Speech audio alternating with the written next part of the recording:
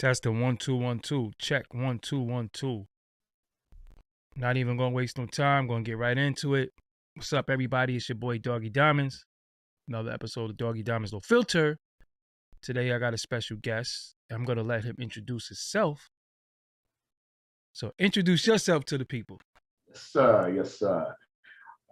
Peace, everyone. Peace, family. My name is Brother Sharif and I obey. I am the Grand Chief of Branch Temple number 11, Moorish Science Temple of America, Incorporated, under the leadership of the head of the organization, Brother R. Jones Bey. I want to first, brother, thank you so much for the opportunity. I want to first, before I say anything else, I want to rise and give praise to the great God Allah. I want to give honors to the last prophet in these days and times, Prophet Noble Drew Ali. I want to give honors to man, because when man honors man, and when I say man, we mean humanity, not male and female, humanity. When man honors man, he honors his Father God Allah. Again, thank you, brother, man. I'm honored to be here. So let me ask you something. When you said Allah, so many things come to my mind because you have different denominations that say Allah, but everybody has a different meaning to it. What is the similarities to, you got Nation of Gods and Earths, you have Nation of Islam, you have Sunni, Shiite. Yes. Is it all one and the same? And then you have the Moorish Science Temple of America. So what, one question, when you say Moorish Science Temple of America, do I have to say Inc. at the end? Does that make a difference? No, okay. So Moorish Science Temple of America, what's the difference between who you call Allah and what they call Allah? Absolutely no difference at all. Let's use this example. You know, Spanish speakers would call door la puerta, right? Cantonese speakers in southern China would say mun, right? We're all talking about the same thing. The name we use is to point at the actual thing. The name of the thing is not the thing itself.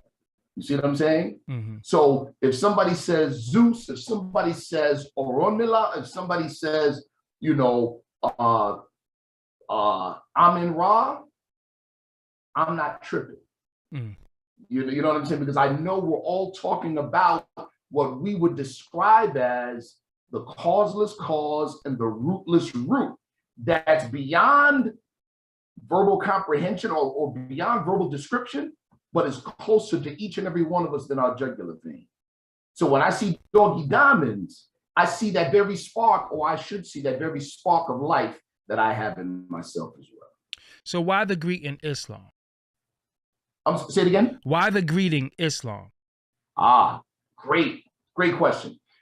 We're in the West, we're under the misconception that the greeting, Assalamu alaikum, which is an Arabic greeting, we're under the misconception that that is an Islamic greeting because it's Arabic. Arabic-speaking Christians say the exact same thing when they greet each other. See? So it's not an Islamic greeting, it's an Arabic greeting. Now, for us, we say Islam because it's distinctly our greeting. So it's a cultural thing as much as it is a spiritual thing. You see what I'm saying? So it distinguishes us. Like German Americans have their thing, Italian Americans have their thing. You see what I'm saying? We have our thing too. And lastly, if I say Assalamu alaikum to Doggie Diamonds, I'm saying peace be unto you. When I say Islam, I'm saying peace on earth and goodwill to men. Got you. What's the difference between a Muslim and a Muslim? Yo, man, I love you, brother. You get right to it. I do this. I do this a little bit, you know. Right to it. Yeah. Just straight to the facts. There's no difference. Okay. The difference is tomato and tomato. Gotcha. You know what I mean? It's just two different ways of and both of them, in essence, are westernized vocalizations of the word. You see what I mean? So we could say in the older days, people said Muslim. When you know, the Moorish Science Temple of America, when the founder, Prophet Noble Drew Ali, was on the scene physically, the way people said it in the West was Muslim. We retained that. Got Even you. in the Nation of Islam, early on in the early 30s, they said Muslim, and then later began to say Muslim. Mm. So what's the what's the connection between the Nation of Islam and the Moorish Science Temple of America? Wow. Bro, that could be an entire show. I'm gonna say this. I'm also a member, a founding member of a Moorish American research team called Ali's Men. And so with research, as you know, I belong to a religious organization. I'm a believer. But a believer and a researcher wear two different hats. So there may be things as a researcher I may find that may challenge my belief. Right? And I have to be honest enough as a researcher to do the research anyway and not color it a particular way. That being said, there's a lot out there on YouTube, in social media, that purports the connection between the two organizations. And a lot of that is not based in fact. I would rather deal with the actual facts as we know them. I would rather admit when I don't really know. And thirdly, I would rather focus on the connections that tend to be harmonious as opposed to contentious. You see what I'm saying? That being said, here's some of the bigger connections, and I'm going to give the audience some connections that they probably never heard before, that we can verify. So the biggest connection, that's the most obvious, is this. Noble Drew Ali passed forms in 1929, July 20th, 1929 at 10:10 p.m., right? There was a lot of turmoil and upheaval in the Moorish Science Temple of America between 29 and around 35, 36, right? Historians call that the controversial years. The Nation of Islam began officially in 1930 in Detroit, Michigan. In Detroit, Michigan, Temple number 4, the Moorish Science Temple of America, had over 1,500 members and 4 businesses. You see, 2 grocery stores, a laundromat, and a printing press. The fact is, I say all that to say this, all the way up until the early 60s, the majority of the members of the Moorish Science Temple of America were either former or current members of the Moorish Science Temple of America, right? And so even up until, I'll name 2 people in particular. One, his name was Ramza. He passed away a number of years ago. Ramza was the national jeweler for the Moorish Science, for the Nation of Islam, sorry. He lived in New York. He joined the Nation of Islam in 1955, the very same day that Minister Louis Farrakhan joined the Nation of Islam. They were good friends. Ramza, for New Yorkers, know, especially during the old Mart 125 days in Harlem, had a booth in the Mart. Ramza and his entire family were members of the Moorish Science Temple of America, and he still carried his nationality card from the Moorish Science Temple of America. Another individual that you all have heard of, Captain Joseph X, aka Captain Yusuf Shah, right? Captain at Mosque number 7. Rest in peace to him. Yes, sir. Rest in peace to Captain Joseph X. Captain Joseph X's full name was Brother Joseph Gravite Eel Jr., the son of the Grand Sheik of the Moorish Science Temple of America, Temple number 10 in Newark, New Jersey, Brother Joseph Gravite Eel Sr.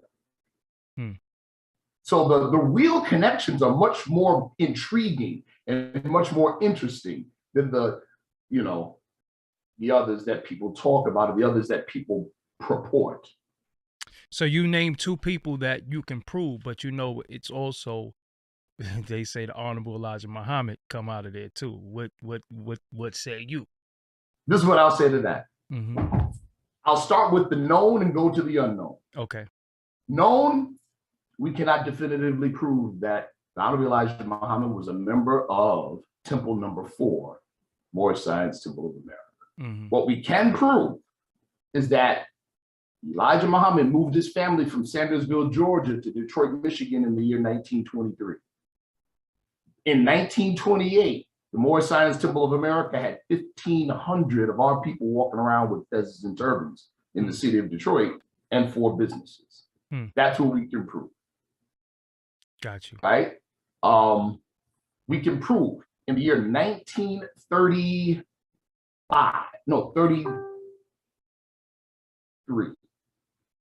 1933, there was an incident in Detroit where members of the Honorable Elijah Muhammad's group at that time was called the Allah Temple of Islam. Mm-hmm. They got into a court battle, right? Where they ended up in physical altercation with police in the court. After that incident, Elijah Muhammad ordered all of his members to stop wearing the fez so that they would not be confused with the Moorish Temple of America. All right, we could leave that there. So speaking of a fez, I've seen Shriners, I've seen people with that on their head, but they seem to have the sword on there. What is the difference between what they're wearing and what you're wearing? Woo, okay. You know, one of the unfortunate things about the way the public, especially in America, see Moorish American members of the Moorish Temple of America with the fez, they immediately attribute it or try to associate it with Freemasonry or with the Shriner organization. Reason being is because of visual association, right? There's a book, you can get it online, you can even look at it in PDF version online. The book is called Before Their Diaspora. This is an interesting book because it's a pictorial history of pre-Zionist Palestine around the turn of the century. Why is this powerful and important? Because it gives you the complexion of Islam around the turn of the century up into the 20s and the 30s. I promise you, if you look at the pictures, it'll look as if you were looking at members of the Moorish Temple of America. So no, Noble durali did not get the fez from the Shriners. He didn't get the fez from Freemasonry. That was the complexion of Islam during that time period, was the wearing of the fez and the turban. The way we see Islam today is we see it from the cultural perspective of Saudi Arabia. Well, there was no Saudi Arabia by name until 1926. That's when the Saudi family took control of that area, which was called the Hijaz. And then they renamed it Saudi Arabia after Abdullah ibn Saud, or Abdulaziz ibn Saud, January 8th, 1926. You see? And then it wasn't until oil was found in 1940 and the deal was struck with American Oil Company that there was a ton of money put behind the Saudi Arabian ideal of Islam. And so we were born into a time where they had a whole bunch of money pushing their idea, and now we think in the West that all Islam looks Saudi Arabian. Oh, one other thing to complete the question, right? The image of the sword and the crescent on the Shriners, right? The difference is their wearing of the fez is fraternal. It's a fraternal organization. Our wearing of the fez is part of what's called, I'll give you the technical term, cultural hereditament, meaning it's a part of my culture. You see? And because it's a part of my culture, and especially in American society, where we celebrate diversity, it's mine. I can wear it anytime, any place, as long as it's in the conformity with the culture. You see? So that's the big difference. To them, it's a fraternal organization. For us, it's part of our culture. Got you. So, Moorish Temple of America are not Masons, is what you're saying? No, the organization, right? It's okay. Let's put it like this. Demystify the whole thing. The organization is a religious organization. Okay. Are there Baptist ministers that are Freemasons? Yes. Is there a conflict? No. Right? Are there football players that are members of fraternities? Yes. So they're two different organizations. You see what I'm saying? They're two different organizations. Now, of course, there's a lot of talk about Freemasonry. Oh, they're devil worshippers, they're Satanists, or they're this, or they're that, or they're trying to take over the world. There's conspiracy. Everybody and their grandmother has a story about something they don't know much about. You know what I mean? And so it's like, at the end of the day, I don't know nothing about hosting a podcast until I host a podcast. Right? And so it's the same type of thing. It's people on the outside of something will see a similarity, right? And attribute it just because it looks similar. So, you know what I mean? So was Noble Drew Ali, the prophet Noble Drew Ali, was he a Mason? Very possible. Do we have evidence to the fact? Yes. Okay. Yeah, we do have evidence to the fact. Now, I want to add context to that, right?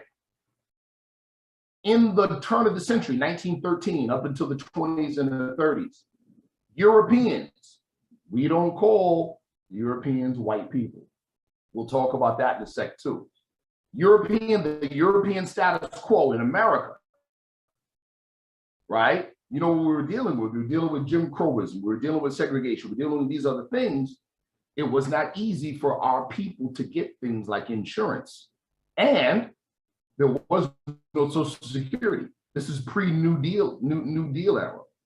So many of our people joined fraternal organizations because you had mutual self-help. You see what I'm saying?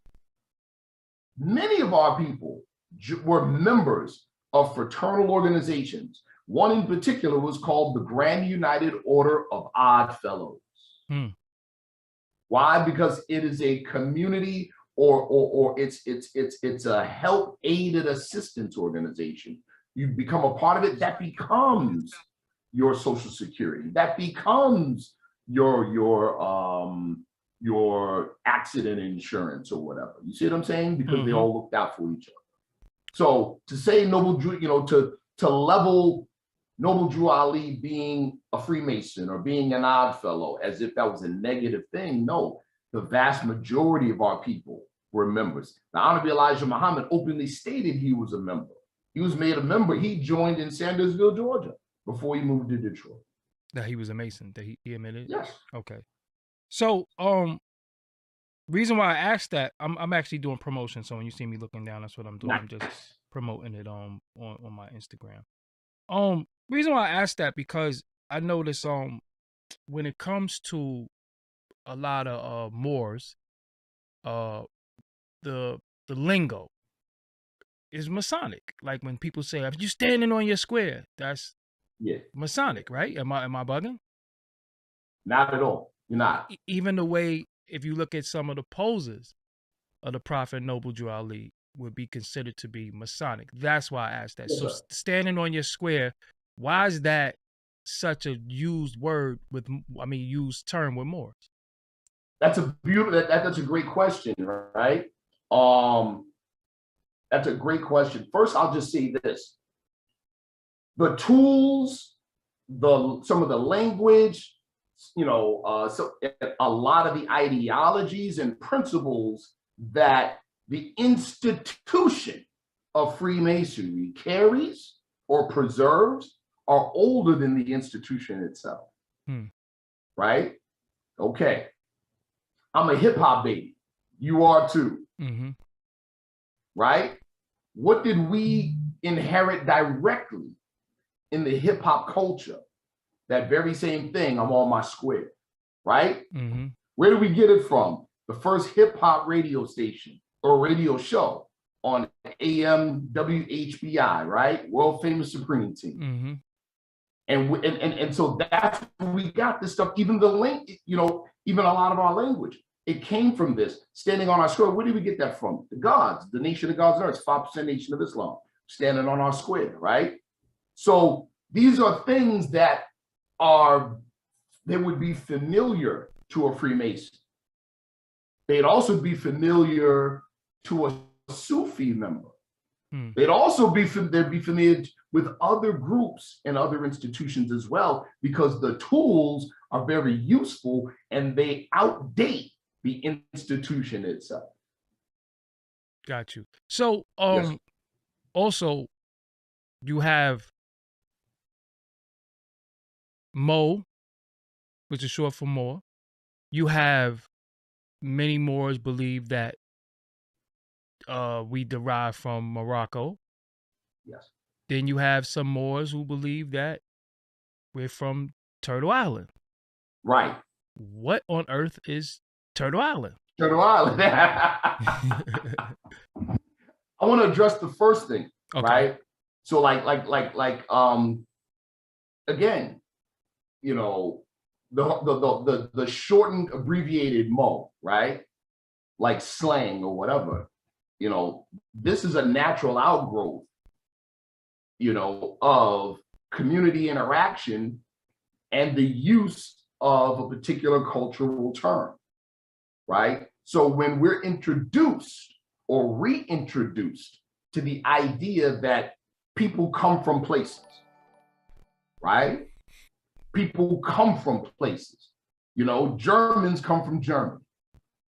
You see what I'm saying? Italians come from Italy. Japanese come from Japan, right? So when our people are reintroduced to the fact that we didn't come from Black, and I'm not saying that that's something to be ashamed of, is the term. I'm just saying people come from places.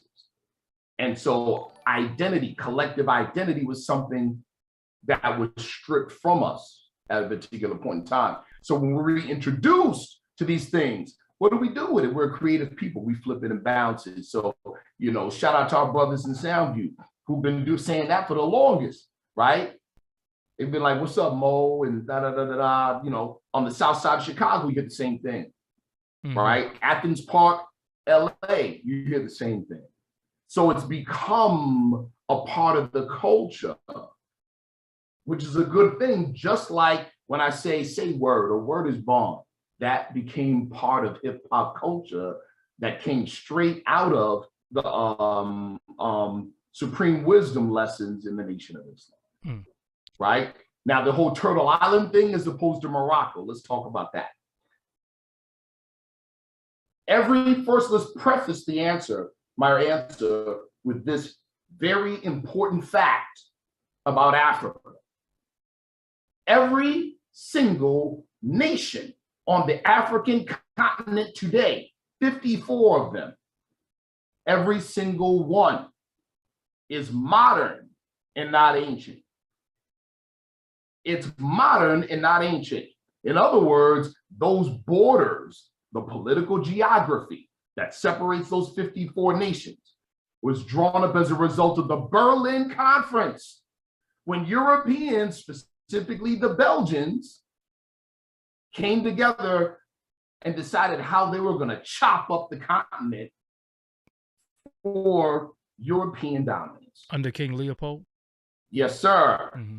So you know, right. So, and this is something to remember, because we were born into a world where the people are ancient, but the political geography is modern, and not just modern, wasn't designed by the people who lived there. This is important. So the Morocco we see today, the Kingdom of Morocco, had its origin as that in 1956. Ethiopia had its origin as that in the 1960s. Prior to that, it was called Abyssinia. You see? So what were we dealing with on the continent before we were dealing with nation states? And I'm going to deal with the Turtle Island thing in this part.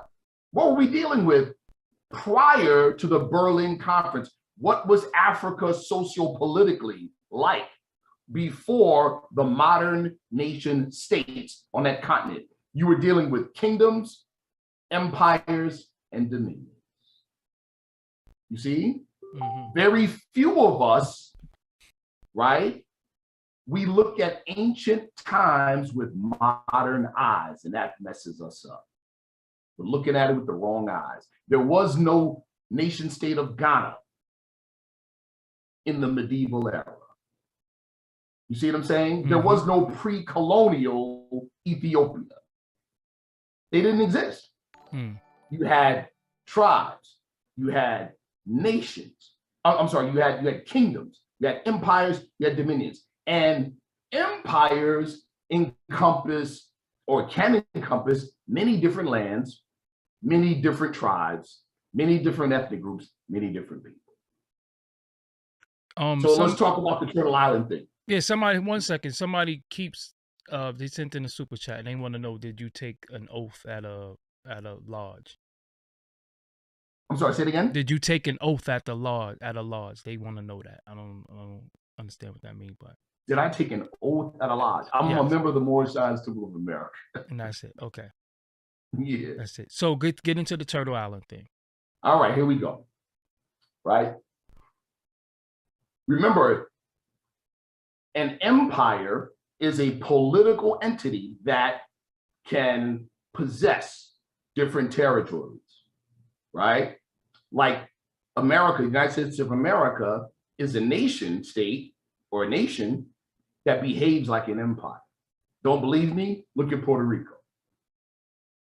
Puerto Rico is a possession of the United States of America, but it's not a state. Virgin Islands, Guam. See that? All right. So in the old days, right, the days of empires, that's what you had. Let's go back to the 14th century, Abu Bakr II. Abu Bakr II, well known, it's still on records. The records still exist in present day Mali of 2 expeditions taken from Mali to what we now call the Americas in the 14th century. In the 14th century. Hundreds of ships. Now, that was in the 1300s. We know by Dr. Yosef Ben Yakinen and other scholars that 300 some odd years later, African slaves came to the Americas in the early 1500s, not 1619. We're talking 1501, 1502, 1503, came to the Americas from Spain and Portugal, not Africa. Now, here's the thing. What would those Africans in 1501 call the descendants of the Africans who came with Abu Bakr II 300 years ago? What would they call them? Natives. What would they look like? Africans. You see my point? What ends up happening, brother, people say Turtle Island in America. They say, oh, we all came from America and not from the continent. Instead of broadening, right? Instead of broadening our perspective based on more thorough research, right? Those Africans that came during Abu Bakr's time, their descendants would be called native, but they would have African blood.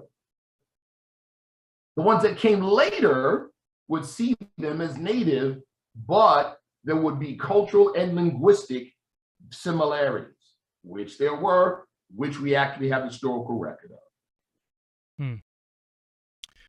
So we occupied both sides of the Atlantic for thousands of years. So I was in tune with your debate with Brother Reggie, which I believe you won based off of, proving your point. I think Reggie is a great researcher. He's just not a great orator. And I think if he had better skills with his delivery, he could have, he could turn some heads. But he's definitely a great researcher. I want to use a term that you hear that's been used against you in that debate and prior to it, and I want to know what is your thoughts on it. What does dirty Moor mean to you? Okay, let me start my answer by speaking the words and the definition of the term from the founder. Since Prophet Noble Durali is the founder of the Moorish movement, he rightly is the final authority on anything Moorish American. So the word nationality, the legal definition of it means the quality or character that arises out of the fact that a person belongs to a nation or a state. If I got a red rag hanging out of my pocket, and if you know what that red rag represents, you could already infer certain things about my character, right? Okay. So in other words, a Moorish American or a Moor is somebody who is highly cultured. Why? Because our forefathers, the Moors, brought civilization to Europe and the known world. So the idea is, you see one of us, the presumption is highly cultured, high manners, knows the proper handling of people. So a dirty Moor, according to Prophet Noble Durali, is somebody who looks the part but acts like an N-word. Looks the part but is not honorable. Looks honorable but is not. Looks square dealing but is not square dealing. You see what I'm saying? He said, this is where the term comes from, right? Don't call your brother the N-word, call him a dirty Moor. So, when historically, when you hear that, it was a Moor that was a navigator of the ships of the Europeans that was enslaved Africans, and you know, that's always going to be used against, you know, people of the Moorish Temple of America, because it seems like, okay, y'all was down with helping slavery. What's the difference between some of them individuals that might have been Moors and yourself in the Moorish Temple? Well, let's correct the real history, right? Let's correct the real history. This whole thing of the Moors helped the Europeans enslave the Africans is the result of Europeans influencing other descendants of Africa. Here's the actual proof. The beginning of the African transatlantic slave trade began with an order from Pope Eugene IV. That order was given in the year 1442. The name of the order is called Ilias Qa. It's called a papal bull, an order. That papal bull authorized the Portuguese to begin raids on the west coast of Africa. It was done, and you could read the papal bull yourself. It was done as a new crusade against the Moors. The very beginning of the African transatlantic slave trade was against Moors. And when the Moors were finally expelled from Spain in 1492, those that were captured were enslaved and sent to America. This is history. Further, the wars, see, because the slavery thing began as wartime, later became commerce. We're not taught this history in school because it would lead to you connecting to your old world connection. The greatest damage done to our people wasn't slavery. It was the erasing of your connection to your forefathers. What we're actually talking about, the Moorish Temple of America is a come home movement. That's what it is. And this is what we're actually talking about. So the early wars between the Portuguese, right, and then the Dutch, and then the English, in and around Africa, were Islamic Africans, Moors, fighting them. So how in the world are we fighting them and then helping them enslave people at the same time? We were the direct targets. It was a religious war against African Muslims. And to add to that, there were Africans that were assisting the Portuguese. They were Christianized. They were non-Islamic. That's history. Did they wear a turban or fez? So no, sir. Let's talk about that. Okay. Back in 2007, I think it was, the big debate between Sarasun Seti, shout out to Sarasun Seti, and Aline Bey, shout out to Aline Bey. When we were initially setting up the debate in 2016 with Reggie, I told Sanetta, get Seti up here too. Get Seti up here too. Didn't happen, but anyway, point is this. Seti put up pictures of dark-skinned Africans with fezzes on in military uniforms, and other dark-skinned Africans in chains at their feet. And said, this was look Belgium. what the Moors did. This was Belgium. Thank you, brother. Yeah. And there were no cameras in the 15th century and the 16th century. Come on. You see what I'm saying? Mm-hmm. That was right, brother. Those were conquered Congolese under the Belgian authority. And the Fez, they're called the Force Publique. And the Fez was only part of their uniform. And it was only part of their uniform for 7 years, brother. Mm. That's just the truth. Our people, see, we deserve better. We deserve better information. We deserve better research. We deserve it. The Prophet Noble Durali, did the organization, of course you might say no because you're still a member, but did the organization fall off or die with him? That's a great question, brother. And one thing I want to present to you, I've said this to you before personally, but also to the audience, right? We want to be as honest as we can possibly be, right? After Prophet Noble Durali passed on in 1929, the organization, right, under the leadership of Brother C. Kirkman Bey specifically, there were other leaders, right? Because the organization fractioned. Under the leadership of Brother C. Kirkman Bey, the organization stayed fairly solid in terms of numbers until the coming of Malcolm X. You see? And then the older generation in the 50s and 60s started to die off. The organization became fairly quiet until the 90s, when you had our generation coming up with an interest in the movement. We had a lot of misconceptions that we brought with us, you see? And so from the 90s up until now, you're seeing a very sharp increase in interest and popularity in the Moorish movement. Now, I'm going to tell you why that I said it this way for a reason. Prophet Noble Durali in the 1920s, when the organization was booming, said that the numbers would dwindle down to a few. He said it. And said that what he's doing is not for that generation, but for the children and the generation yet unborn. He also said in 1928 that in the year 2000, the Moors would begin to come into their own.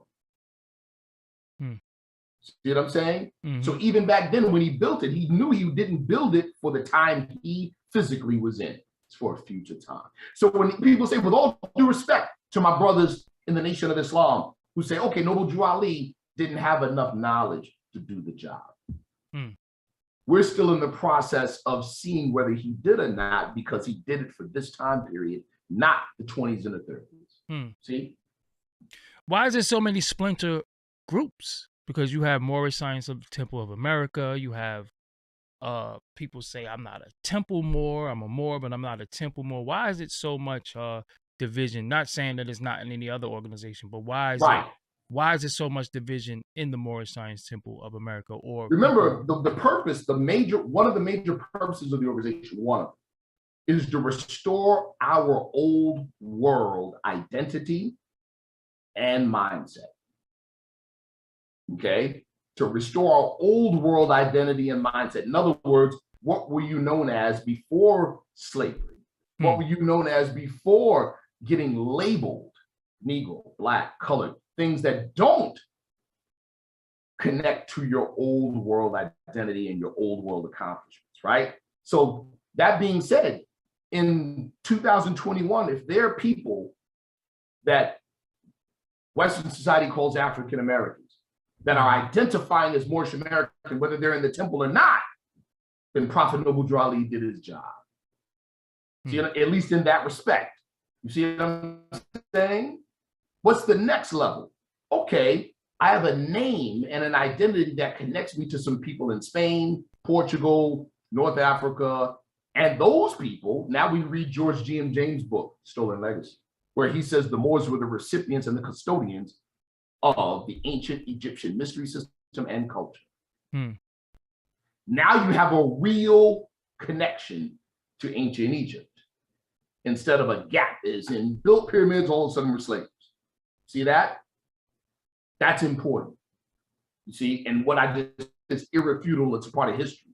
The big thing is that nobody thought that that history would be reconnected back to us. You see? Now, in terms of, so we're like the ship Nebuchadnezzar in the movie Matrix, where Lawrence Fishburne says, what we do with the ship is that we rise up to broadcast level and hack into the matrix and broadcast our pirate signal into the status quo. That's the purpose of the organization. You see what I'm saying? That's the purpose of the organization. So in that respect, what appears to be division is actually viral growth. Now, to speak to the negative side, right? There has to be cohesiveness, at least on some level, to be collectively effective. That's where it comes, well, what is the worldview and the ideal of a Moorish American? Because we all need to move in one direction, you see, or at least in one general direction. Does that make sense? Yes. So that's hard work. Yeah. So my next question, Noble Durali, where did he get his teachings from? Good question. We honestly don't know for sure specifically. It's just the truth, right? Are we spooked out about it? Absolutely not. In our literature, Moorish Science Temple of America, we have a Holy Quran of the Moorish Science Temple of America.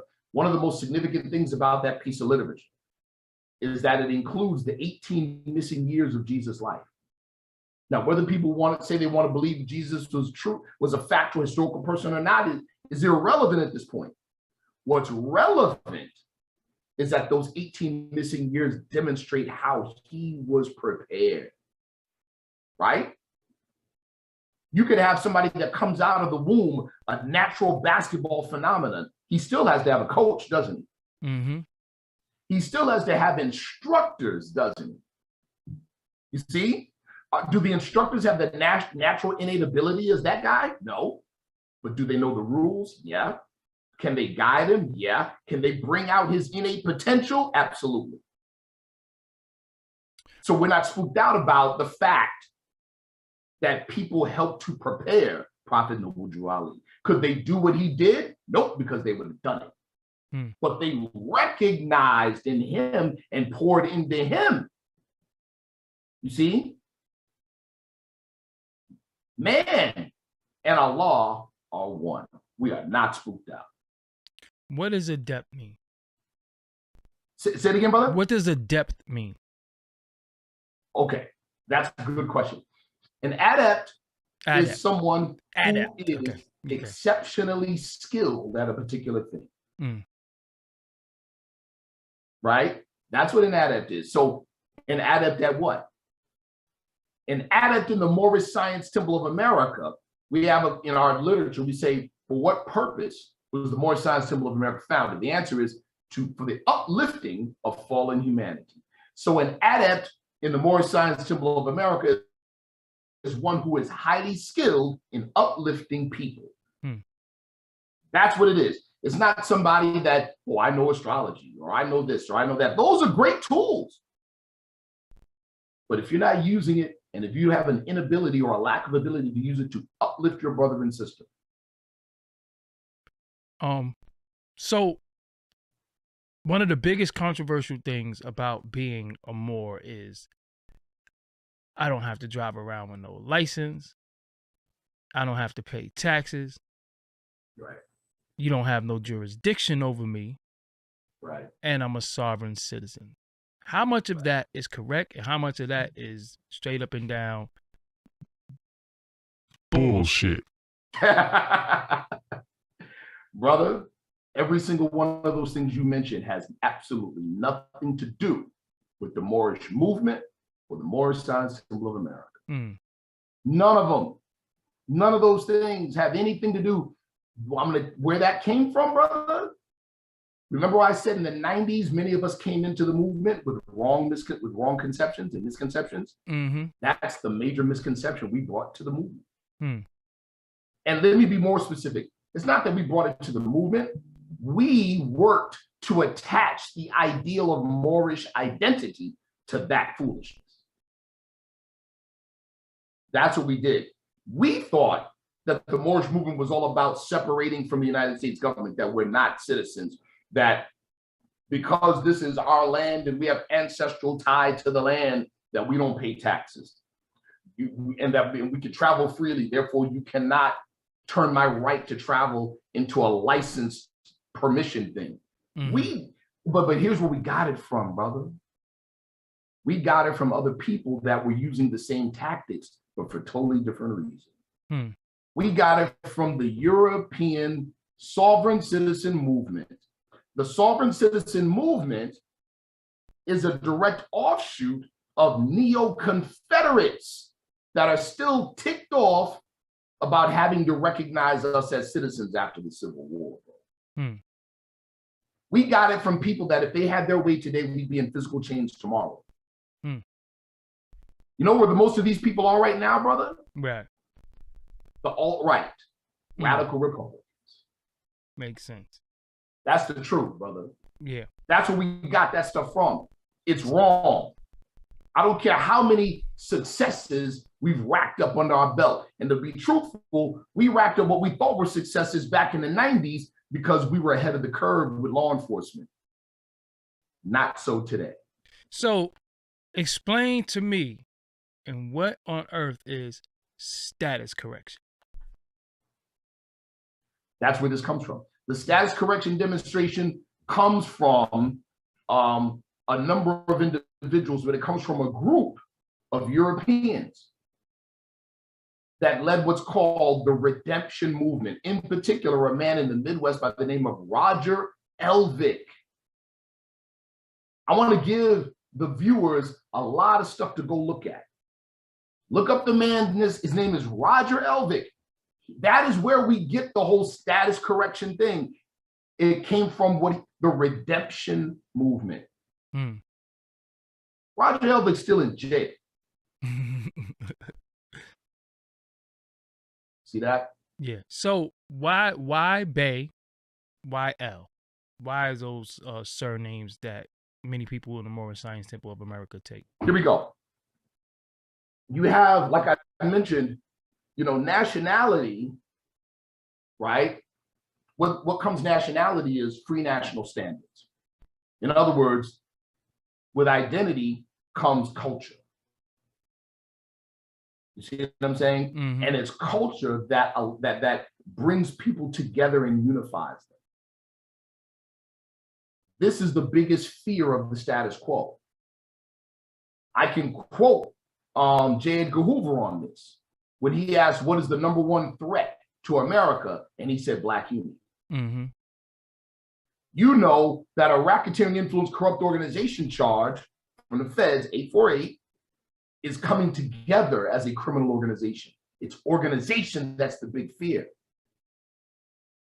You see what I'm saying? It is culture that brings people together. Look at drill culture today.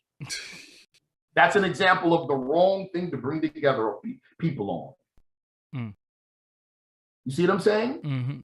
Okay, so like the brothers and sisters in the Nation of Islam say, right? What is the meaning of civilization? Having knowledge, wisdom, understanding, culture, refinement, and not a savage in the pursuit of happiness. So the culture you live must be one that uplifts, must be one that makes us collectively successful, not one where we got to step over bodies in the street. You see what I'm saying? So Bey and Ill are parts of our old world culture that's restored to us. And in America, because America is the new world, America is the melting pot where people of different nations can come together and live together. So this type of cultural diversity is celebrated. Nobody thinks a shirt that says, "Kiss me, I'm Irish," worn by an Irish person is racist, because it's not. You're talking about cultural, national identity and the culture that comes with it. See how that works? So everybody else has theirs. Where's ours? The names Bey and Ill are old titles from our old world identity. And so we wear them by adding them to the end of our name, because at the same time, we're not going to throw away our American experience either. This helped to make us who we are. So, what about many of our people that don't believe that we are Americans? They don't identify with America. They say, I'm not American. I want nothing to do with this country. Why do y'all accept being called an American? That's a great question, brother. That's a great question. And the first thing I say about the many of our people who say we're not Americans, first thing I'm going to say is, I get it. I totally understand, because I was that way too. And it's easy for us to think this and believe it in our heart of hearts. Why? Because socially, economically, politically, right? We have been disenfranchised for so long. It is very easy to believe you never were a part of the American dream. But now let's be very clear about the objective of the status quo. The objective of the status quo is not to kill you. It's not to kill Black people. Killing Black people is a part of tweaking the system. So I'm not saying killing us is off the table. It's not. Of course it's on the table. But it's a part of tweaking the system. Here's my proof. 2016, Forbes Business School published a report. Our people in America spent $1.6 trillion in that year. 1.6 trillion, bro. You don't throw away good batteries. Our people are 98% consumers in America. You don't throw money in the trash. We're keeping this thing alive, brother, because we don't practice the principles of community and community economics. The money comes in our left hand and goes out of our right. That's what we do. No other people in American society does that. See what I'm saying? Yes. So it's not. So here's the objective of racism. Here it is, people. The objective of American racism is to turn you into a battery, to make you contribute, but not benefit from your contribution. So in 1927, in the Moorish Temple of America's Divine Constitution and Bylaws, think about what I just said when I say this. Act 4 of the Divine Constitution and Bylaws says, all members must preserve these holy and divine laws, and all members must obey the laws of the government. Why? Because by being a Moorish American, you are a part and partial of the government and must live the life accordingly. That is not a sellout statement. That is the most gangster thing you could have said in 1927. See that? That's it. No. Contrary to popular belief, Mr. European, I have equal stake in American society. Equal stake at the very least. I'm a foundational American. I did not come here and be a part of the, follow me. My contribution, initial contribution to American society was as a full citizen, not as a slave. That's the real history. All right. So what I want to do, we're approaching the hour mark. I don't want to lose people. So let's do a part 2. You available tomorrow? I'm available tomorrow. Yeah, so let's do a part 2 because I want people to be able to digest this, because I want to go into the Black thing and Black according to science means death, and we're gonna get into all of that. And from your point of view, give them your social media before we go. We're gonna do, this is part 1. We'll do part 2 tomorrow. What's your social media? It, brother. Yes, you can find me on Facebook, Sharif Bey. You can find me on Instagram on the gram as Life of a Grand Sheik, or Sharif Bey at Sharif Bey. There you go. Yeah. Find me either one of those places. All right. So I'm Doggie Diamond, as you know. This is Sharif Bey, Syracuse, right? Syracuse. Yes, sir. Syracuse. You're originally from the X, though, right? By way of BX. Yeah. So we're gonna come back tomorrow, and we're going to I want y'all to digest this. I want y'all to hear what's going on, and then I want to see some of y'all comments and some of y'all questions and concerns, and we'll go part 2.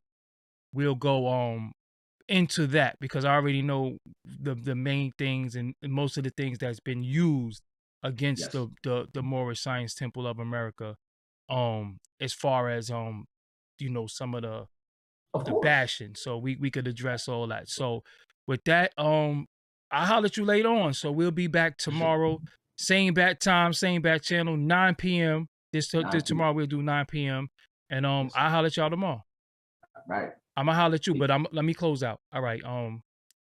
Yeah, so yes, everybody, this is Doggie Diamonds. That was brother Sharif Bey, who will be with me again tomorrow. So if you have any questions, his Instagram is Sharif Bey, spelled just like how it's spelled on the screen. SHARIFBEY. And y'all could go and DM him. You know what I'm saying? Hit DM him. Don't DM me no BS. Don't hit me up and say blah blah blah blah blah blah. So yeah, DM him and let him debate with y'all or argue with y'all, and then we'll bring some of the questions and concerns to the screen. And also leave a comment, leave a thumbs up, and we'll go from there. So until next time, you already know how I do, what I do. I'll holler at y'all later on. Peace.